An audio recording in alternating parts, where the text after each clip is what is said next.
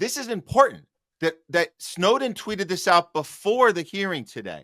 Yeah. He says Tulsi Gabbard will be required to disown all prior support for whistleblowers as a condition of confirmation today. I encourage her to do so. Tell them I harmed national security and the sweet, soft feelings of staff in D.C. That's what passes for the Pledge of Allegiance. And then he screenshotted the story that literally on record says he exposed an illegal operation, the mass surveillance program, obviously, which we all know. So what is your take on that tweet? Is he being facetious, or is he saying, no, this is what you need to do to get in? It's what he calls, and I like that he's calling it a Pledge of Allegiance. Isn't that been the theme of all of this, all the RFK stuff? No, absolutely. Listen, I don't agree with Edward Snowden here. Okay. Right? I don't agree with him. No, she shouldn't capitulate to that. Absolutely, we should know it's coming. Like I said, sometimes when you win, you actually lose. Sometimes when you lose, you actually win. I've been saying that for a long, long time. You know what I'm saying? At the end of the day, if you're supposed to represent the Constitution or the people, the marketing itself, you owe and represent the people. And, you know, if they won't allow him to do the things he needs to do, if they won't allow Tulsi to do the things they need to do, what's the sense of just lying to get in there? Then you're going to capitulate now. You're going to capitulate then. At least that's been what history has proven, right? And so, I mean, I don't necessarily agree with Snowden. You know, I mean, I think Snowden one time said something about, you know, Julian Assange when they were held captive or whatever. There was like a little back and forth, and Julian Assange said, you know, Snowden wants to come back home. He thinks that Obama's going to throw him a biscuit, so he's saying certain things. Snowden has not always said the right things all the time, and what he exposed was great. And, you know, for her to do the Pledge of Allegiance, once again, I think it did more harm than help, right? And, you know, I had the Angus King video. It's the second video there, and we don't have to play it because I think, you know, Snowden played it off like Tulsi's expected to say that. Maybe she gave her the nod, but Tulsi Gabbard said the words, you know, Snowden committed a crime. Snowden committed a crime. And like I said, she probably said that more times than RFK said, I am pro-vaccine. So, yeah. I mean, we have to get a count. I don't know exactly, but we should get a count. But, I mean, look at the little small clip I have, the Putin clip. You know, I mean, okay. I have a list. Tulsi Gabbard has reversed her position on Syria and Assad, literally saying that, yeah, she knows that Assad used chemical weapons against his people. He did not. It's been debunked every single way since Tuesday. She went along with it. She went after Edward Snowden, obviously say he committed a crime. But at the end of the day, she wants to protect our Fourth Amendment rights. You can't do that because you've also reversed on 702, at least, for the Senate committee. She justified the illegal assassination of Soleimani, for crying out loud. She went along with that. You know, she was pretty much said that Putin was, the one responsible. They asked the question. I think the words that RFK used when he said, an accomplishment. He used the word accomplishment, a phenomenal accomplishment, right? Using that word accomplishment was the same when they asked Tulsi the question, who's responsible? And she said, Putin started the war. I mean, it's ignoring everything that she's supposed to stand for. I mean, this is why when she said again for the second time, or the third time she said it, the greatest threat to the American people is Islamist fundamentalist terrorists, right? That is a lie, because she knows very well that these groups are funded by who, Matt? United States. Yeah, Hillary's admitted it out loud. Yeah. So this idea, everybody knows that we supported the Mujahideen. Yeah. Carter did, and so did Reagan. And the Mujahideen eventually became Al-Qaeda and split off into other groups. We support these radicals because we want them to do our bidding as a proxy in these countries. Tulsi knows that. So when she says that, she's also providing cover for who? Same cover that RFK is providing cover for the Zionist nations. I mean, he was saber rattling at Rescue the Republicans with Iran. So you can't do that because you're compromised, and you're compromised from up high. That means you can never be trusted on anything else. Tulsi has showed that she's compromised. RFK has showed that he is compromised. They are not to be trusted. They should be put in their place. They deserve more criticism than the other assholes asking them the question. And let me tell you something. It is really sad what we saw today, the people asking those questions, the mentality they're coming from, Democrats and Republicans alike. It's a warmongering security state. These people are all good with it. They all praise 702, warrantless spying on your neighbors, on your citizens, warrantless spying, you know? So Tulsi can talk through both sides of her mouth. I mean, to me, her hearing was worse than RFK's. It was such a disappointment today. Such a disappointment. I'm very curious to speak to Jose Vega on this situation. And I told Diane about this. Me and Diane had a show, and I understand where the mentality is coming from, that you see these people against them. So I think somebody out there made a tweet, RFK has the worst people against him, therefore I'm supporting him in his confirmation. That's all by design. That's the kabuki theater. We see this all the time. You know, I mean, the Streisand effect, they understand how it works. You villainize Donald Trump. You throw all these Fugazi lawsuits at him. You fake a fucking assassination, and the next thing you know, he's God, and everybody's praising him. Yeah. People are simple-minded. They're using the same tricks. They've been using it all the time. We learned with Obama. Well, we're just trying. I guess the name of the game today is who's the worst of the worst in that room, who has moments of truth and then who goes back to being awful. But everybody in that room is awful to some degree because we know they're all at some point have all bent over for Israel. They all have done the Zionist thing, whether they believe it in their heart. I think that's the only question we have is how many of them truly believe it or how many of them are faking it. Either way, I don't know what's worse, right? I don't know what's worse is when you bow down to AIPAC and the Zionist lobbyists and all the Israel first agenda. If you believe it or if you're doing it because you know you have no choice or you will be out. I don't know what's worse, but everyone in that room, we're talking about taking on big pharma and taking on big food. How can we do any of those things if we've already all lied on behest of Israel and everybody in there does that? And we know we've been covering RFK and Tulsi the whole way as people who have done nothing but position themselves to champion Israel. So we know that going in. So what are we even rooting for today? I guess maybe every once in a while you get a little moment of exposure of how the media behaves and how corrupt they are. I liked Tulsi's closing today. She did a good job at calling out the names, the labels she's been given over the years. I'm going to play that one. At least there's something to be said about this is how propaganda works against her. So she articulates this well. I want to hear your thoughts on this one. Close. I want to warn the American people who are watching at home. You may hear lies and smears in this hearing that'll challenge my loyalty to and my love for our country. Those who oppose my nomination imply that I am loyal to something or someone other than God, my own conscience, and the Constitution of the United States.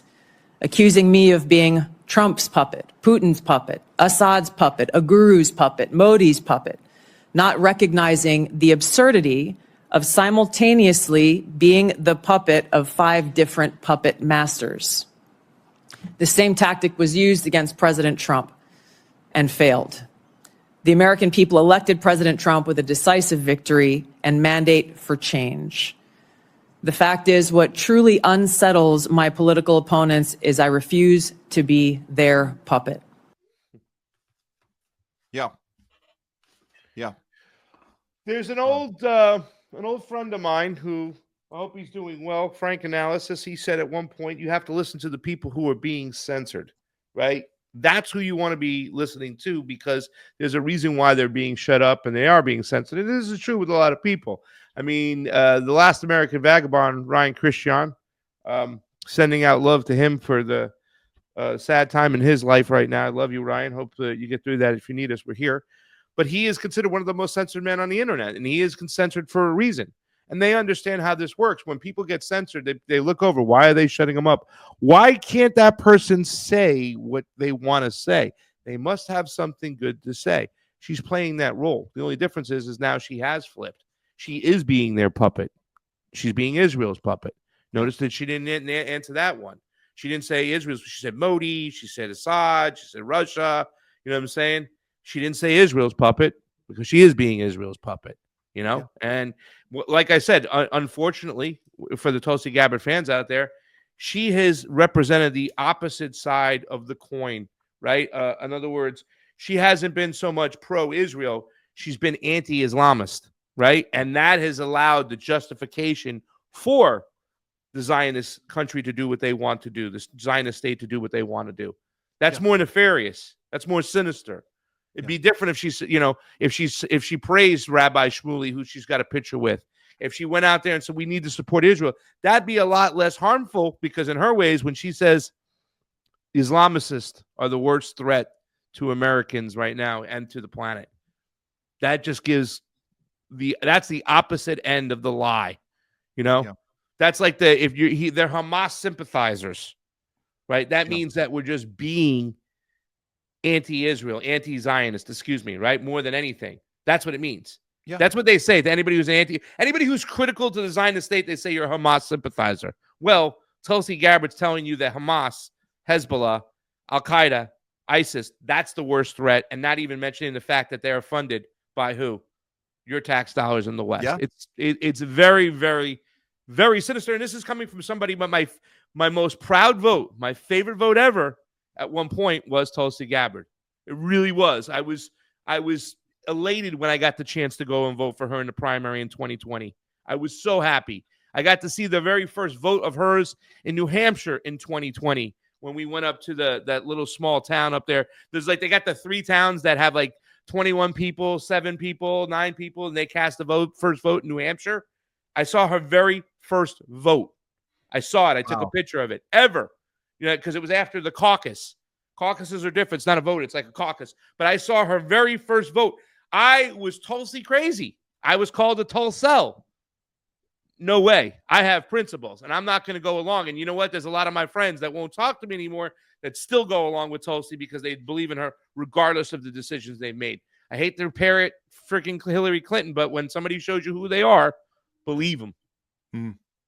Hey, man, that's great advice. And I commend you for holding on to those principles throughout. And even if we lose relationships along the way, I know people watching our shows, they have the same experiences in their lives. You guys know what Craig's talking about right now. It hits home with all of us. At some point, we have to put our foot down and say, I'm not going to allow you to make me cross that line with you. I'm not going to do it. You can go on without me. I refuse to do that. I have principles. Could I say something to that? Yeah. Because what you just said right there, me and you right now, we can go and we could say, fuck our principles. We can make the argument that Tulsi Gabbard and RFK are the lesser of 2 evils. We could be supportive of them. We can ignore the things they do. We can go on the road. We can get access to them. As long as we don't go anywhere, we can build a network. We can build financial stability on these 2 people alone.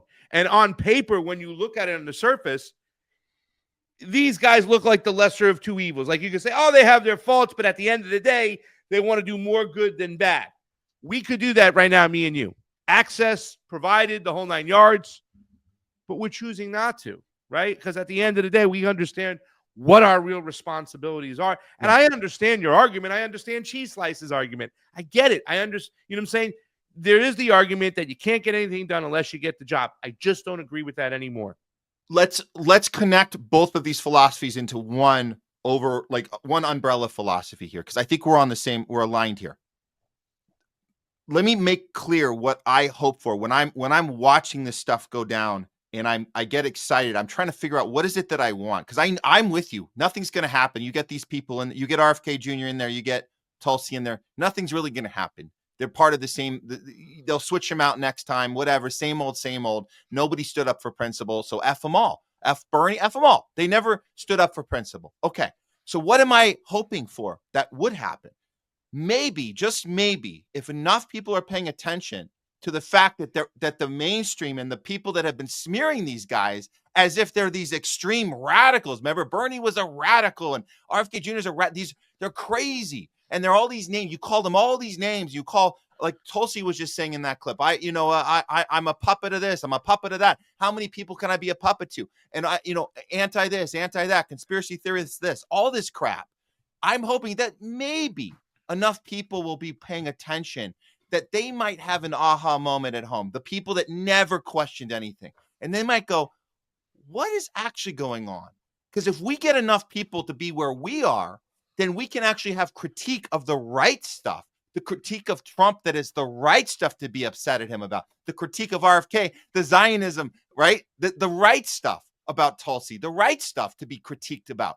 But when I go on my social media and I see people here in Hollywood are still putting out the wrong stuff that they're angry about, it makes me so angry because I'm like, could you guys just pay attention and maybe there'll be more of us that can actually put our critical thinking hats on, and maybe we can actually do something about Zionism. We could do something about it if enough people stopped being mad about the wrong shit. That's where I'm at. So I'm thinking if that could be accomplished, that is something. Even if nothing changes politically, even if nothing changes with our laws and our systems, everything is exactly the same.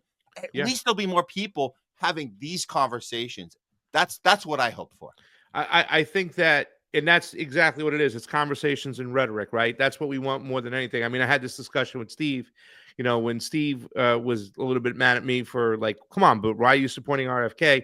And I would bring up, well, dude, RFK is the only person who's mentioned SSRIs, which are, very nasty drugs, used, I think they're synthetic type of opioids, synthetic types of, I can't describe them in a way, but the medicinal purposes of mushrooms and whatnot, the microdosing and stuff. Well, these are synthetic ones, and a lot of the mass shooters were on these. And I'd say RFK is the only one mentioning this. Isn't that good, right? Here's something we have to understand, and I think Kelly in the chat is saying, why are so few people paying attention to the fact that Gabbard's in the Army's civil affairs and psychological operations? And that's the thing, because the ruling class is so ahead of us right now. They understand what's going on. They understand the subjects they're working with. And that's why they have this thing called controlled release of information. The information's too much out there. You can't ignore it anymore. You can't deny it. You got to own it, but you got to take it and then move the mechanism, the people that are paying attention, in a different direction. And that's what Tulsi Gabbard does represent. So even though what you're searching for is conversation and rhetoric, and I would say I do appreciate it a lot. When Donald Trump pretends to be a peacemaker, all these useless wars, all I know about Ukraine is that so many people are dying, right? And I want to stop that. But then when he gets in and he does something different, right? He then steers away the conversation. Remember, he's going to end the war in 24 hours. Now we're talking about it's going to be enhanced for a couple months. He said more money's going there. It's not stopped. It's, you know what I'm saying? It's we have to be. I'm not saying this is a simplistic thing, but I do understand where you're coming from, and what I think you ended your statement. We're looking for conversations that weren't being had before. But here's the thing: a lot of those conversations are now being allowed to have because there's been too much leakage. And they can't fix the leak. They just got to reroute the leak to a different area. And we have to understand that. We have to, and that's why at the end of the day, we have to ask the simple question, well, is the risk worth the reward? Yeah. And it never is. It never is. At the end of the day, it's not. Bernie Sanders' greatest achievement is the same as Donald Trump. It was the sheep herd you back into the two-party duopoly. And Donald Trump did it even better than Bernie Sanders in a way, because a lot more people left Bernie Sanders, you know what I'm saying, than I think Donald Trump. But they both serve the same purpose. Donald Trump said some stuff. Wow, he was going to end NATO. Holy shit, he's going to do that. Oh, this guy's different. He's getting in trouble for saying the truth. Yeah. Isn't that odd?